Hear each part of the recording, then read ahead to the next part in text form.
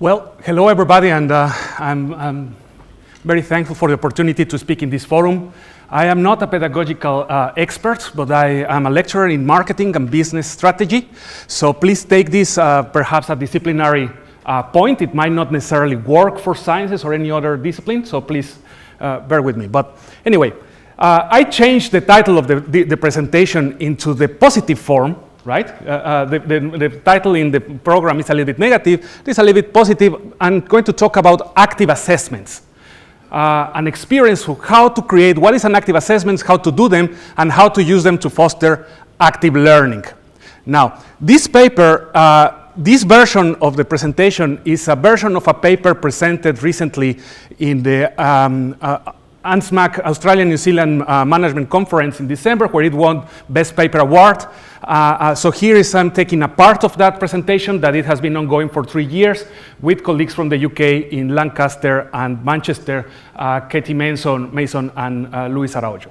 So first of all, because this is a pedagogical forum, I think we can take for granted the notion of the flipped classroom. That does anyone doesn't know what the flipped classroom is? I mean, I hear it everywhere.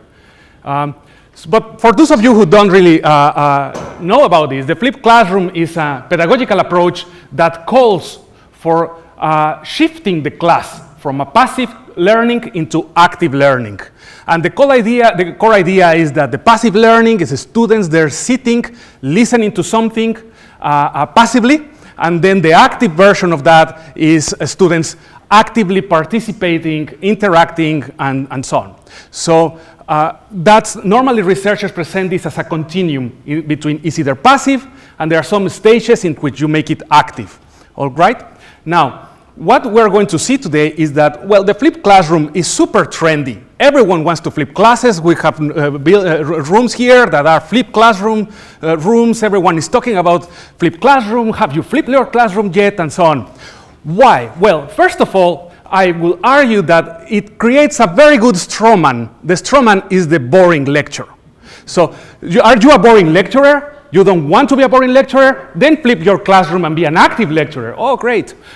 Then we also get to play with all kinds of digital technologies. Every time I go into a flipped classroom type of event, it's all about technology. Have you heard of this software? There is this other software. Use that software here. There is a digital thing here and there. That's cool. Nothing wrong with that. It's cool to try to make things more interactive. It's cool to try to create more technology into the class. Now, what I'm going to argue today is that actually the flipped classroom, one of my criticisms is that it actually doesn't really flip much. And I'm going to make the argument of how could that happen. So this is a very typical diagram. I didn't make it. I copied from the internet about how the flipped classroom work. So does the flipped classroom really foster student co-creation? Does it really foster active learning? I will argue that no. Partly because it maintains the relationship in which how students relate to knowledge and how students relate to theory. And if you look at that little purple arrow, it just says, watch the lecture online tonight. So what it actually does is that it flips, what it really flips is that it flips the moment in which students consume content outside class. And in class, they are just practicing or interacting on how this content actually works. But the main relationship in which students just consume knowledge just outside class. So it does flip the classroom, but it doesn't really flip the underlying notion of how students relate to it. So I'm going to argue that what we are teaching very often is theory consumption. And how it works is that normally we assume that someone produces knowledge, a researcher, then teachers disseminate knowledge, and students consume knowledge. Okay, so someone that happens outside of the classroom, and on this side happens inside the classroom. There is a disassociation between who produces knowledge and who consumes knowledge. This might be pretty fine for high school students, but in a university, the more advanced degrees, well, they are pretty smart people. They are not just people who are consuming stuff. So how do we change this? It is a one-way manufacturing approach to theory. So I just make the same, but in vertical. So there is something outside class where researchers produce knowledge, and then there is something that happens inside class in which teachers disseminate knowledge and students consume theory passively in lectures. So what the flipped classroom argues is that let's just flip to active learning, let's leave everything exactly the same, but now consume theory actively. Well, yes, you are actively doing something, you are actively consuming.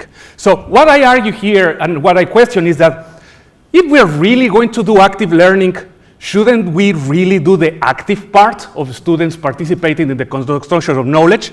And here what I bring is the question that, is it possible to include knowledge creation, and not necessarily knowledge creation in the traditional way, but some sort of theorization of a rationality that occurs inside the classroom in which students and faculty both participate. So the classroom is not a way to disseminate what we already know, but a place to construct, to really do active learning. So is there any antecedent for co-creating knowledge? Yes, there is. The most obvious answer comes to the Socratic method, in which Socrates basically said that I cannot teach content to anyone, I can only teach people how to think rationally. So the Socratic method is a dialogue in which the student and the teacher both communicate to create a sort of new rationality that will solve this problem and other problems. We also have the flipped classroom for about a century in business schools. We call it the case method. The Harvard faculty did that about 100 years ago. And originally, it was not called the case method, it was called the problem method. Students will get problems to solve as if they will be managers. So when I hear the flipped classroom, I'm like, so what's new? We have the case method. I mean, we are flipping the classroom, students are thinking actively. So how do we relate to that? And using these two antecedents, I'm going to argue that there are things that can be done new. And what I'm trying to focus attention is to assessments and how the assessments can participate in guiding or performing students to do active thinking, as opposed to evaluating whether students know the theory, they consume it well enough, how well they are going to create that. In order to do that, I'm going to argue that assessments are performative. What I mean by performative is that they create the behavior that our students respond to. So if we have a thing like, tell me these answers, memorize these answers, students will memorize, right? And then they will tell you the answers because that's on the exam. But if we tell them, show me how you think, show me your justification, your rationality, then we kind of foster them, how do they create rationality, okay? So passive assessments perpetuate theory consumption. Show me that you consume it well. Even essays can do that by show me that you got the point. And this is what I call the driver's license approach. You go to the driver's license place, you show that you can do something, then you pass or you don't pass, you get your credential, happy very much, you can go to life and be a manager or whatever. Well, this comes with a series of problems. And some of the problems is that passive assessments have unintended consequences that nobody wants to discuss, but they are there. The most obvious one is cheating. Typical thing. For that, we have some answers that we have in the new model, like supervised, secured, we call it here, secured assessments. That's fine, you solve cheating, but you don't solve the other problems, including plagiarism, which is a technology-driven issue, but you also have ghostwriting. If you haven't heard of it, most of our students do. So they pay someone to write essays for them. Nobody wants to talk about that, but it is there. It is a big black market for case solutions, for solutions of how to do things, for tests for the past. All these things can be bought because we are emphasizing credentialization of education. So how do we deal with this? I mean, we are all very happy bringing technology. Students also bring technology, to solve the current issues that they are doing. We're not the only ones bringing technology. So what can we do? I call for active assessments in which what we do is to encourage people theorizing. What I mean theorizing, I mean using existing theory, mobilizing theory that already exists in different fields, use empirical evidence upon those theories and create new knowledge. that is specific for each one of those. That's the process that I call theorizing. Theorizing doesn't mean I have a theory of the world. I think the world is flat. No, that's not theory. You need to actually use evidence, bring empirical evidence. So how? Well, first, an active assessment, what we were doing is to problematize complex situations. This is a problem issue, this is a problematic issue, very complex. We can be solved in many different ways. Let's use existing theory to try to solve this problem that we see in the world. So if we create assessments that actually solve these problems, or how students rationalize how to solve these problems. The second is to foster evidence-driven learning, which means use empirical evidence that you might need, and use existing theory, put it together, and try to come up with new frameworks, which is the final thing. Try to create frameworks that solve this problem and other similar problems. Not just this specific problem that you have, but the bigger problem. And I'm talking big problems. Let's solve cities. Let's solve the future. Let's solve inequality. Let's solve the problems that universities are supposed to do. So let's solve the bigger problems that exist nowadays. So very quickly, I have only a couple of minutes, but we have been using this when I was working in Bordeaux in the wine market. And what we did there is that the wine market in Bordeaux is very specific. And what we did is that we separated the group into solve the future of the Bordeaux wine market. And what we did is that we separated the assessments into one huge problematic. The assessments are the parts in purple. So there is a critical reflection. What is the ongoing problem? Then there is a group reflection. So how do you agree there is this ongoing problem? Then they go to the field work. They go to talk with managers. How do managers plan to solve this issue? Then they come to the class and discuss. There is a general debate. There is a peer position papers. So students are really participating in creating a bigger problem. At the end, they try to come up with a solution that actually, how do we solve the problem of the wine industry? Some people might have come with technology. Why firms in Bordeaux don't use the internet? Others come with Asian wine. What happens when wine in Asia becomes super challenging? Other people come with retailing. So they come with different problems to this complex issue, and they try to solve it together, and the discussion becomes very meaningful. So as a conclusion, what I would say is that, yeah, we can still use the lecture as a straw man, but just by bringing interactive activities to the class, we are not actually solving the problem. The flipped classroom only liberates time from the classroom. That's fine. Not saying anything is wrong with that, but you need to do more. And in order to do more, you can include their assessments to understand the underlying rationality of how they solve problems. And this can be done in engineering, this can be done in science. How do we solve problems? And they document that first from a journal perspective. They keep track of what is the problem and how they solve it. And then they discuss it first in peer groups with peers, and then they also solve it in a general debate. So how do we address these issues? This allows them to express opinion, and they get really invested into the solutions that they present. So this is the presentation for today, and I would like to open the floor for questions if you have any.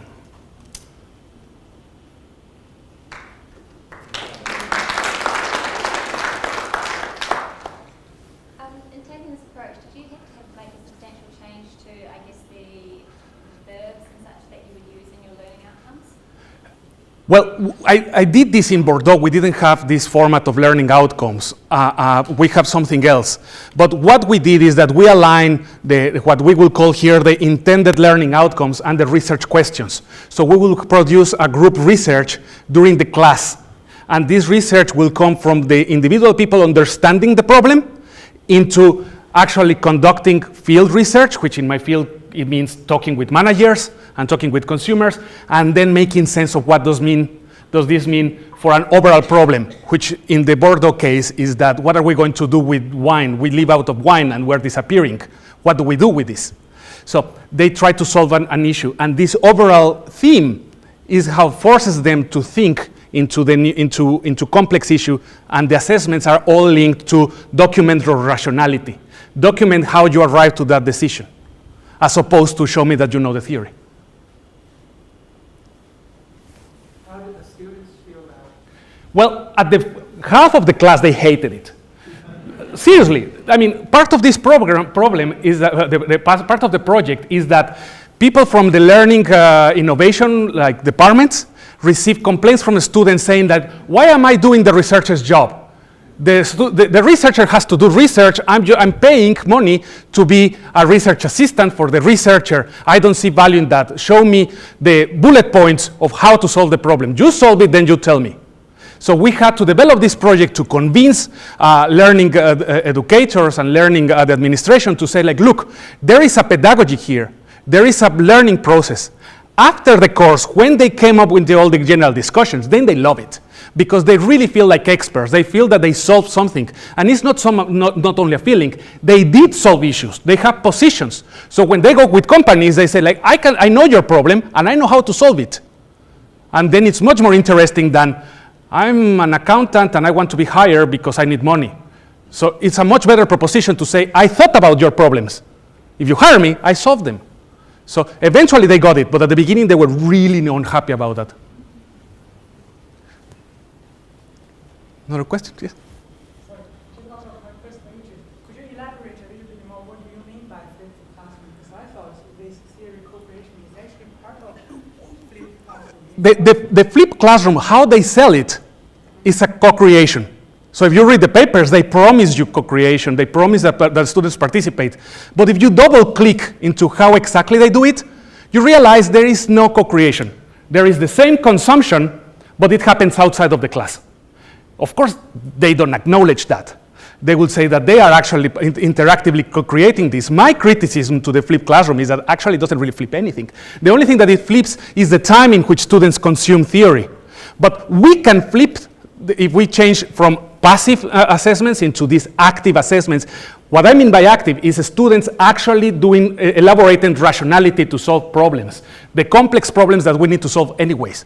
So we're doing our job as universities to try to equip our students to solve the problems that we are facing, as opposed to be technically competent only. They need to be technically competent, but they also need to solve how to solve the issues of our time.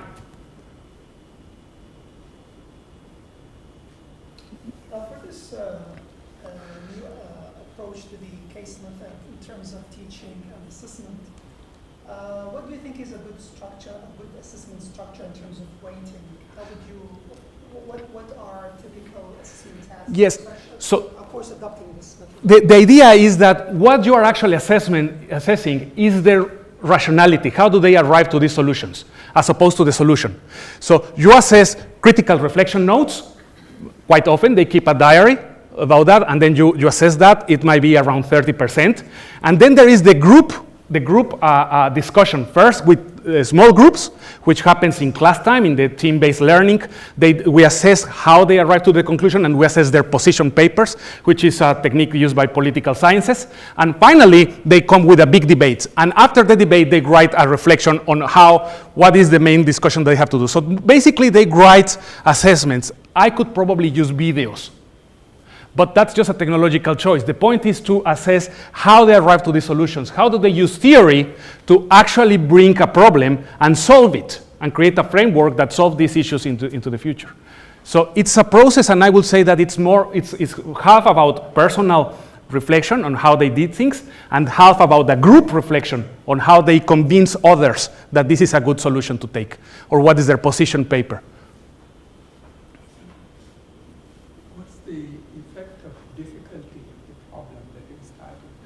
Yes. That is a key question. We were struggling with it quite a lot, and the difficulty, we decided after practice that it has to be a high-level societal complex issue that can require different types of theories. Let's solve mobility in cities from a business perspective. Let's solve inequality in this issue. Let's solve real estate overvaluation if I will be in Auckland. Let's do that.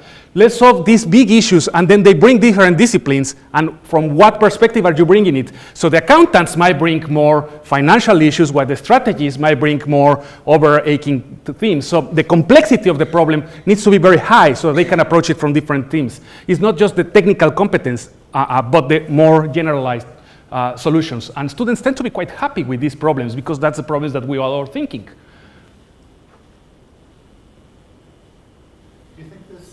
serves a certain stage of learning? Like, I can see this as a capstone experience in an undergraduate degree, something you do in your last year that really addresses this big issue and, as you say, brings people from different disciplines together. That's a very good point, and yes and no. Yes, it fits more a final type of course, but I would say that we need to do this much earlier because the students just don't get it. They just go and say, like, tell me what I need to know, and then I need to pass. And this is a process that students can actually create a series of knowledge, a series of how to theorize, and then they arrive to better and better and better solutions. So the first time they do it, they are completely hopeless, but then they get better and better. I think the time is up right now. I need to say thank you very much.